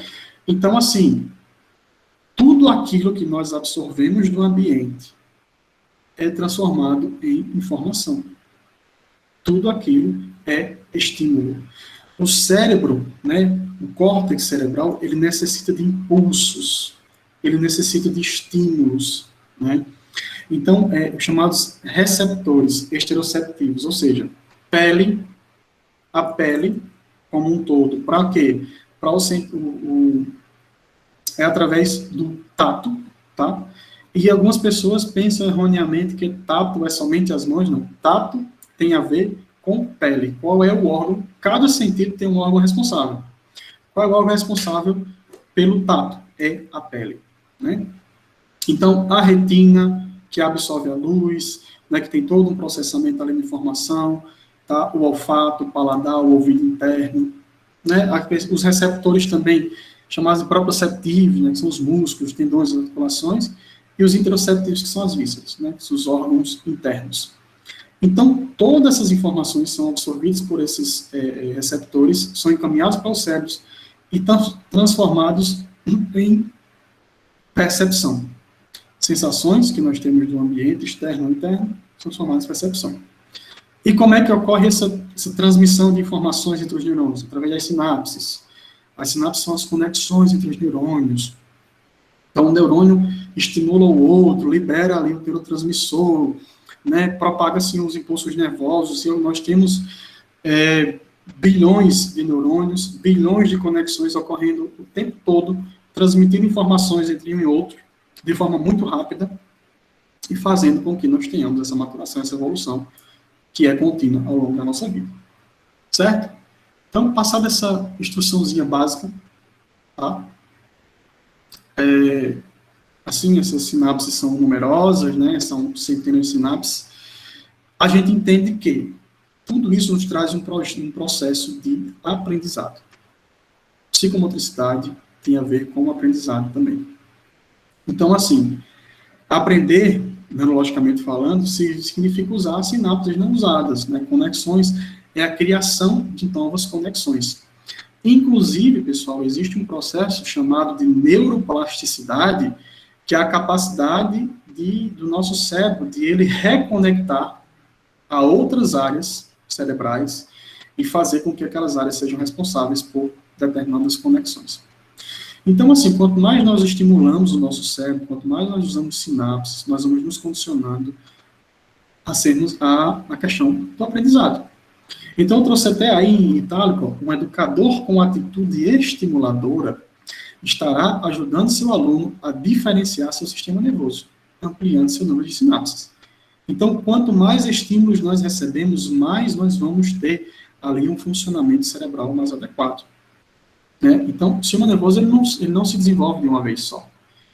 Né? Ele também não obedece uma sequência. Né? Esse processo de maturação ele vai acontecendo de forma gradual. Então, a criança que é estimulada, como, por exemplo, Maria José trouxe agora há pouco, que é perceptível, às vezes as crianças que não têm estímulo motor, que têm mais dificuldade, por exemplo, na questão da escrita, é justamente por isso, esse processo de maturação. Essa maturação é o desenvolvimento, a partir do sistema nervoso, de estruturas corporais, neurológicas, orgânicas, que têm ali a compreensão de padrões de comportamento, que são resultados também de mecanismos internos. Essa maturação corporal, neurológica, orgânica, ela orienta o desenvolvimento potencial do organismo, ou seja, aonde eu posso chegar. Então, o meu desenvolvimento, a minha maturação, neurológica, a minha maturação corporal, ela vai também não determinar, mas demonstrar qual o potencial que eu tenho. Então, uma criança que é bastante estimulada, ela pode, por exemplo, ter um desenvolvimento de coordenação fina muito mais apurado. Ela pode, por exemplo, não ter dificuldades para aprender a escrita, ao passo que uma criança que não passou por esse processo ou não foi estimulada o suficiente, pode ter dificuldades. Não é preto no branco, tá, pessoal? Não é 880. São possibilidades. Porque o nosso desenvolvimento cerebral, ele é muito também flexível. Pois não, Maria? Por isso que eu defendo a educação infantil, que é um espaço onde a criança deve ter para aprender tudo isso aí. Se ela não tiver essas possibilidades de brincar, de pular, de correr, de tudo isso aí que a educação infantil apresenta, ela não vai ter um desenvolvimento sadio, né, professor? Exatamente. O estímulo, ele é muito importante. O estímulo é importante em todas as fases do desenvolvimento da pessoa. Né? Não somente na infância, mas em grande parte, mas principalmente na infância. Porque ali é onde a gente vai formando as primeiras conexões, onde a gente vai formando as primeiras visões de mundo. Né? Então, a gente entende que todo esse processo é formalizado principalmente na infância. Né? E a educação infantil, por isso que nós estamos entendendo aqui o que é sistema nervoso, o que é psicomotricidade, com esse objetivo de quê? De compreendermos que isso aqui é essencial para a formação inicial das crianças. Lucília, gostaria de falar?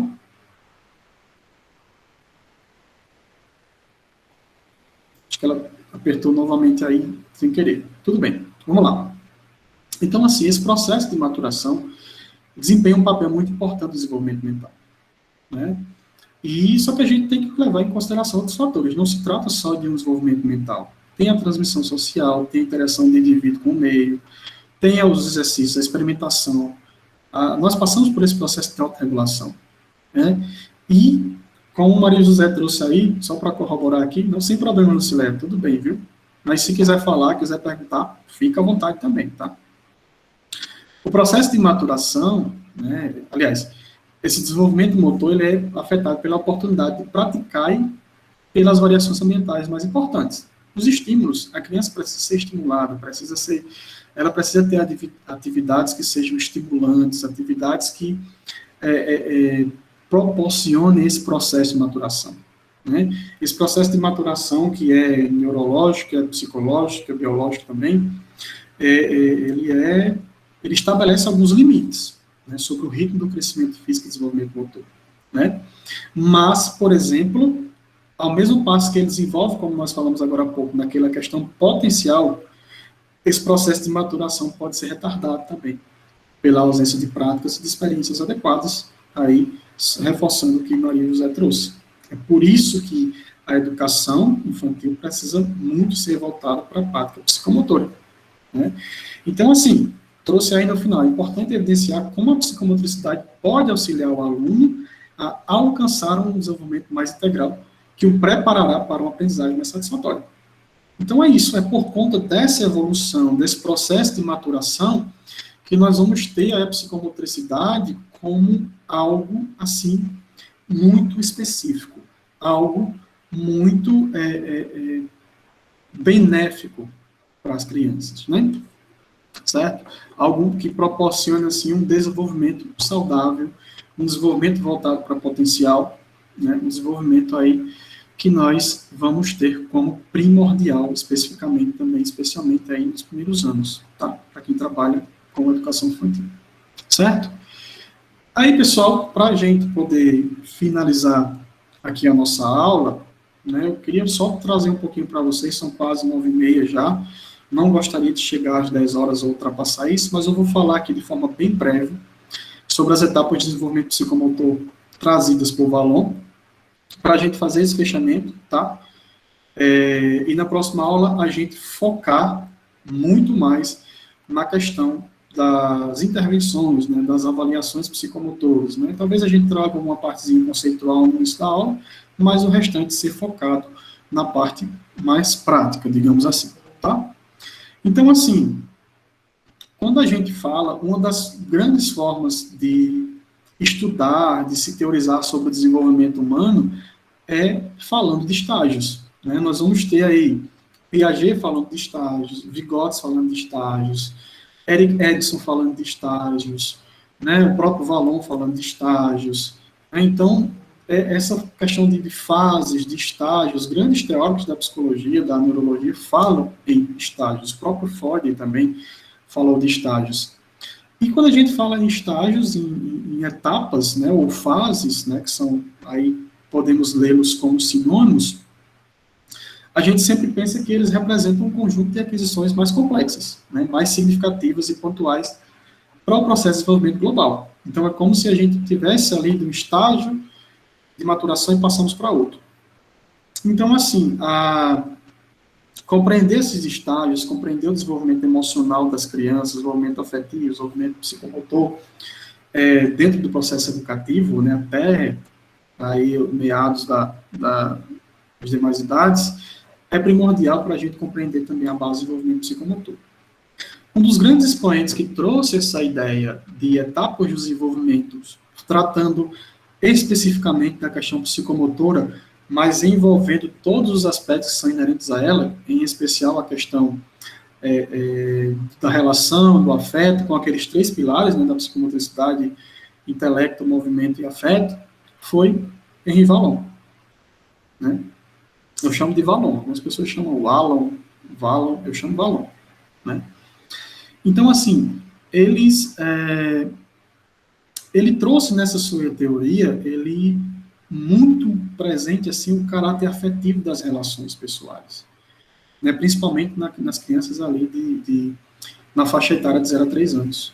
Mas ele vai ampliar esse conceito, falar muito da questão da parte emocional, mas ele vai trazer essa integração na teoria dele, tratando desses estágios de desenvolvimento psicomotor, percepções, ações, afetos, sentimentos, pensamentos, né? Então ele vai trazer ali toda essa questão de ordem emocional, afetiva, né? E trazendo essa ligação com o conceito também de desenvolvimento da personalidade.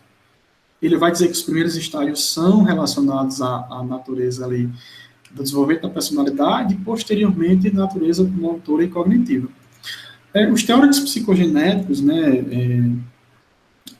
Vallon, Piaget e Vygotsky, né, principalmente Piaget e Vallon, eles trazem essa ideia dos estágios, desenvolvimento cognitivo, né, ali, Piaget vai falar muito, né, desses estágios cognitivos, né, esse desenvolvimento psicogenético. Vallon não vai ser diferente.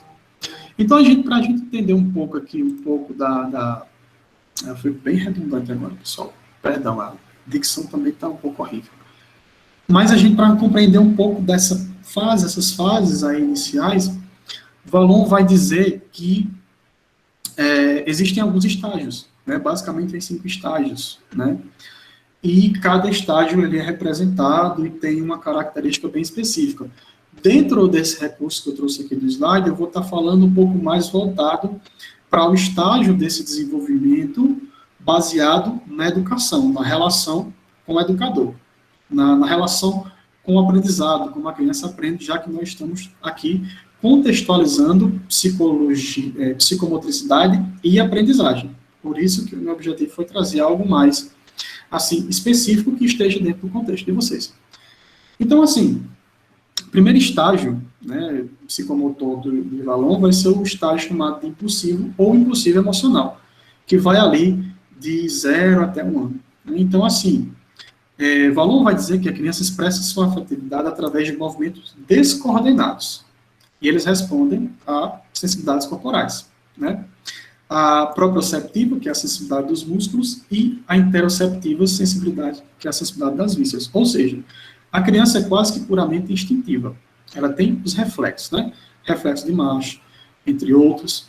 Então, ela vai responder de forma muito reflexiva ali, muito desordenada, né? Então, por exemplo, a criança ainda não tem controle, a questão interoceptiva, ela não tem controle dos esfíncteres, né? Então, movimentos muito desordenados, né? A criança não tem uma ordenação dos movimentos, ela não desenvolveu ainda uma sensibilidade motora, uma coordenação motora propriamente dita.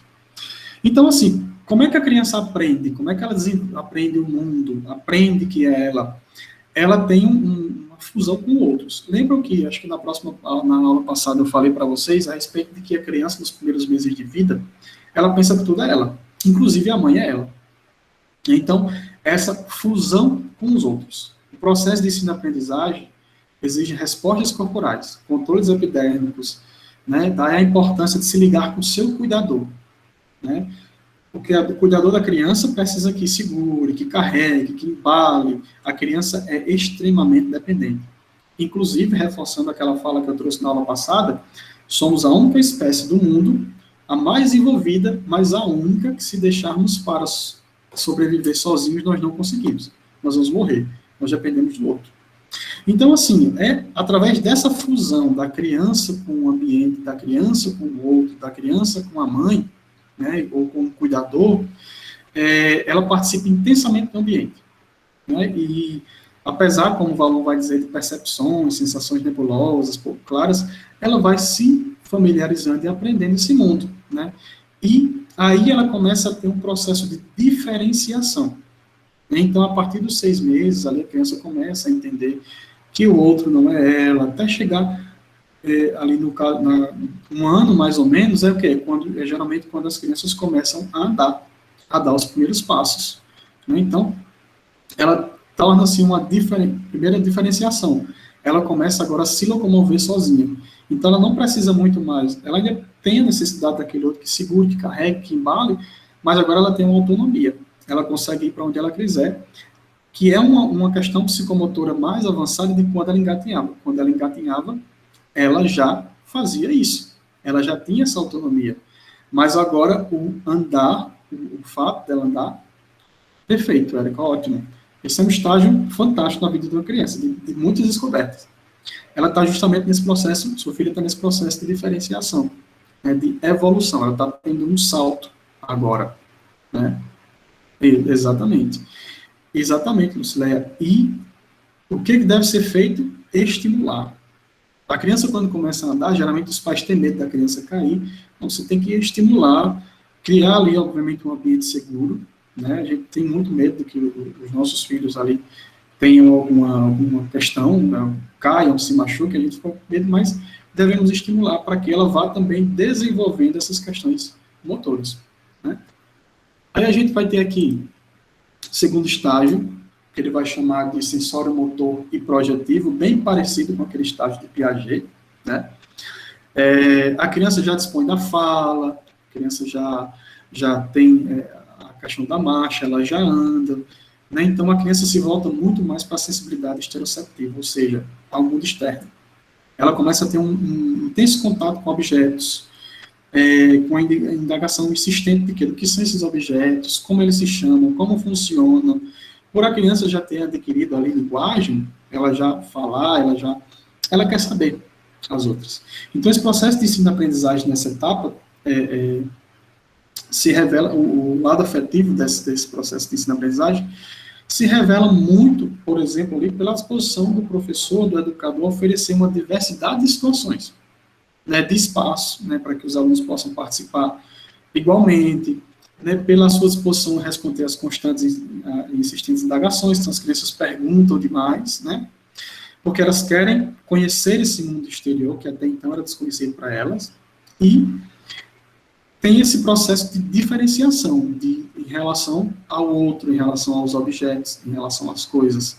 Então, é um sensório motor, ou seja, que a criança aprende pelo contato, né? Ela desenvolve a questão motora, ela começa ali a ter contato com os lápis, né? Começa a fazer as garatujas, aquelas coisas todas, mas ela tem uma relação com os objetos. E se antes, lá nos primeiros meses, ela pensava que tudo era ela, agora ela tem essa diferenciação, e isso gera na cabeça o seguinte: se eu não sou o outro, se eu não sou esse objeto, o que ele é? Por isso que eu quero saber. Então, a criança começa a ter muitas indagações e deve-se ser estimulado isso também. A gente já vai ter aí o terceiro estágio, que é chamado de personalismo, ali entre os 3 e 6 anos, que é geralmente aí o início da idade escolar, ali por volta dos 5, 6 anos, né? Que é a parte do início da alfabetização, geralmente, que acontece. Então, assim, nessa fase, a criança, dentro desse processo de aprendizagem, ela começa a ter um senso de escolha, de poder escolher, né? Então, a criança, ela vai se envolver com atividades que atraiam mais ela, que causem mais prazer, que causem mais satisfação. Então, o adulto ali, o professor, o mediador, vai ser o recipiente de muitas respostas. Porque a criança, ela é muito instintiva, ela é muito assim, no sentido de querer fazer o que ela quer, de querer desenvolver atividades da forma que ela quer. E o balizador vai ser sempre o mediador, ali, o pai, o educador, a mãe, o professor, que vai, aquela coisa, né? Vai ser o recipiente de muitas respostas também. Tanto vai ser o balizador do que pode e não pode, quanto também a criança vai ter, o adulto, né? Enfim, vai receber o não quero, o não gosto, não vou, é meu. Então, a criança começa a ter um senso de posse, de coisas que atraem ela. Então, assim, o importante no desenvolvimento do ponto de vista afetivo é reconhecer e respeitar as diferenças. Chamar pelo nome, mostrar que a criança está sendo vista, que ela tem visibilidade no grupo, né, pelas suas diferenças, né, propor atividades que mostrem essas diferenças, dar oportunidades para que essa criança se expresse.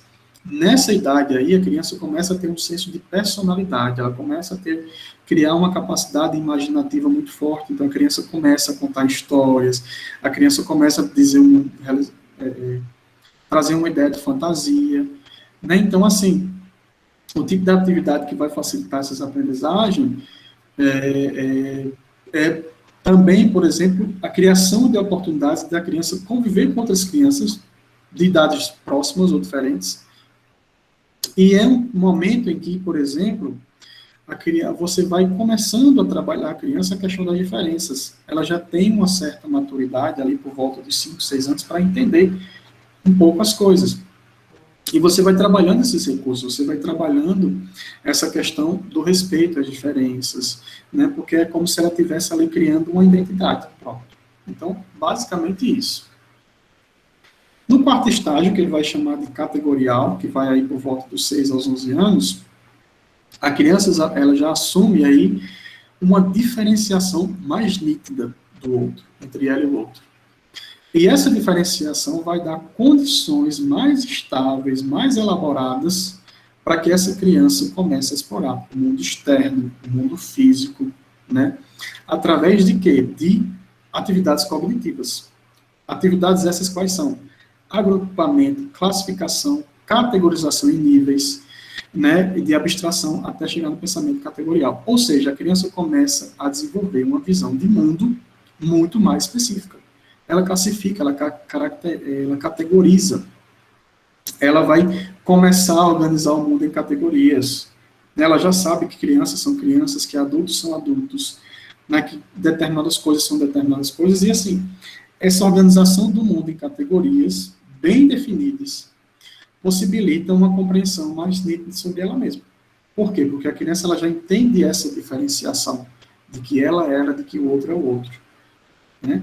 Então, assim, a criança já está imersa, geralmente aí no período escolar, e o processo de aprendizagem vai ser predominante aí pela descoberta de diferenças e semelhanças entre os objetos, imagens, ideias, né? É um predomínio da razão. A criança já tem uma questão cognitiva mais apurada, né? Então ela vai se expressar aí com representações claras, precisas, né? Que vão se transformando ao longo do tempo em conceitos e princípios, em visão de mundo, né? Então em visão de futuro. Então, assim, como diz aí no texto, levar o aluno em consideração que o aluno já sabe o que precisa saber para dominar certas ideias, os exercícios necessários, forma de avaliação, revelam sentimentos e valores que favorecem ou não essa descoberta do mundo. Mais uma vez, assim, a compreensão, né, levar em consideração o que o aluno já sabe, mas também estimulá-lo a que essas representações que ele tem, essa predominância do raciocínio, também seja estimulada. Né? Esse outro ponto importante aí, nesse estágio categorial, é aquele conhecimento que é novo, aquele conhecimento que é não familiar, muitas vezes pode ter um certo prejudicial, mas ele se mistura, né, esse sincretismo, né, com o que a criança já sabe, acaba transformando, né, vai desmanchando com as atividades que são propostas para ele, né, ela vai deixando também de ficar muito presa àquilo que ela já sabe e vai se abrindo ao novo. Né? E essa abertura ao novo, que vai sendo realizada, né, como parte integrante desse processo de ensino-aprendizagem, vai sendo evoluída. E a criança vai absorvendo cada vez mais esse novo, e aquela imperícia, ou seja, aquela capacidade que ela não tinha de fazer, aquele medo que ela tinha de fazer algumas coisas, vai se transformando em competências, vai se transformando em novas habilidades. Né? Então, esse estágio é importante aí também, desenvolvimento psicomotor. E ele vai trazer um quinto estágio, né, que é da puberdade à adolescência, né, dos 11 anos em adiante. Aí é uma questão de que a criança, né, agora pré-adolescente, adolescente, ela vai buscar uma exploração de si mesmo. Ele vai buscar, através daquilo que ele faz, uma identidade autônoma. Né? Então, todo mundo conhece pré-adolescente, já foi pré-adolescente, já foi adolescente, e tem, assim, questão de confronto, autoafirmação, questionamentos, né, a criança, o pré-adolescente se submete, se apoia nos pares, se contrapõe a valores, né, geralmente valores mais conservadores, valores que são prezados pelos adultos, ele vai se contrapondo, né, então, por quê? Uma das principais características agora é a questão cognitiva voltada para um maior nível de abstração, de compreensão. Então, assim, a criança ali, o pré-adolescente, ele começa a ter uma ideia muito mais clara do que quais são os limites da sua autonomia e da sua independência, ou da sua dependência, né? Então, assim, o principal recurso de aprendizagem, de estímulo para essa idade, para essas idades aí, é a questão da oposição. Né? Esse, do ponto de vista afetivo, né, é a oposição. A oposição no sentido aqui de trazer uma diferenciação entre ideias, sentimentos, valores próprios, valores do outro. O adulto é aquela coisa, que nem é mais criança, nem é adulto. E muitas vezes na adolescência, você é cobrado como adulto, mas age como criança. Ou se age como criança, é considerado imaturo e precisa se agir como adulto, isso diante de todas as transformações neurofisiológicas, biológicas que a gente tem, aquilo se torna um processo, muitas vezes doloroso. Então, assim, é um processo de identidade. Né? Então, ali o pré-adolescente, adolescente começa a se questionar quem sou eu, quais são os meus valores, quem eu serei no futuro, né? Permeado de muitas ambiguidades. É a fase talvez mais ambígua da nossa vida, seja a adolescência, porque é um processo ali que a gente está buscando identidade, a gente está saindo daquela transformação, passando por uma transformação, saindo da infância para a idade adulta, que ainda não é nenhum nem outro, mas que há uma série de transformações ocorrendo ali nesse processo. Né? E o que acontece? Qual é o principal fator determinante e de mutação na adolescência? É a questão corporal. É o que mais muda. Então, a consciência corporal, a questão motora, a questão psicológica que é envolvida, né, nesse processo de maturação que ocorre aí também na adolescência é fundamental. Porque nesse momento aí que busca-se mais a exploração de si mesmo, né, essa questão da autoafirmação, da identidade, né, então, essa questão do processo de aprendizagem tem muito a ver também com um ambiente de permitir a expressão, de permitir a discussão, de permitir a questão das diferenças, né, de permitir ali esse adolescente que tenha aí também ser considerado, ser levado em consideração, né, mas também respeitando seus limites, né, toda a questão que envolve. E assim, pessoal, em todos os estágios que Valon trouxe, ele vai dizer que nós desenvolvemos uma afetividade facilitadora, né, que essa afetividade, ela permita que permite ser expressada nesse processo de ensino-aprendizagem, também colocando limites, né, e esses limites facilitam o processo de ensino-aprendizagem, garantem o bem-estar dos seus envolvidos e são também uma expressão de afetividade. Então, ele coloca a figura do educador, a figura do facilitador, a figura do adulto, a figura ali do professor também como ponto-chave, como ponto fundamental. Então, a questão, seja do estímulo, seja da compreensão, seja do desenvolvimento de atividades, ele vai ser fundamental. E percebam que todos esses estágios pode parecer assim que, bem, você foi falando aí, mas eu não vi muita coisa de motricidade, fala muito mais da questão afetiva, porque Valon trouxe esse aspecto da afetividade muito mais específico. Lembrem-se que afeto é um dos pilares da psicomotricidade e que lá atrás, na aula passada, nós vimos que não há diferenciação, há uma intersecção entre afeto, intelecto e motricidade, da questão motora e o movimento. Esses três, eles se integram, né? Então, não dá para se pensar uma coisa isolada da outra. Quando nós pensamos em afetividade, em afeto, em intelecto, em questões psicológicas, nós estamos falando também de aspectos motores. Porque psicomotricidade, como nós já vimos, não é somente trabalhar a questão motora, a apraxia fina, não, questão de movimentos, não. Mas que é um estudo também do nosso corpo, é um estudo da nossa integralidade, que vai seguindo o processo de maturação, que vai seguindo o processo de construção e de desenvolvimento. Então, tudo aquilo que nós falamos aqui tem, sim, a ver com psicomotricidade, e a gente vai afunilando isso. Isso, Maria José, um depende do outro. Eles interdependem, eles estão sempre juntos. Não dá para se pensar aspectos motores diferentes do psicológico, diferentes cognitivos, diferentes neurológicos, não. Tudo está integrado, tá? Então, pessoal, por hoje nós podemos encerrar, tá? Ficamos aí marcados para o nosso próximo encontro na quinta-feira que vem.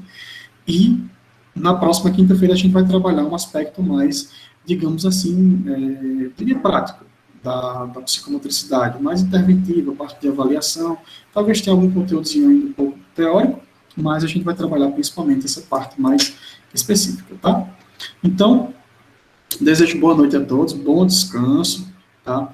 E a gente se encontra aí na próxima aula, tá? Qualquer coisa, sigo à disposição, tá? E podem mandar mensagem lá no WhatsApp. Bom, um abraço a todos, bom descanso e até mais.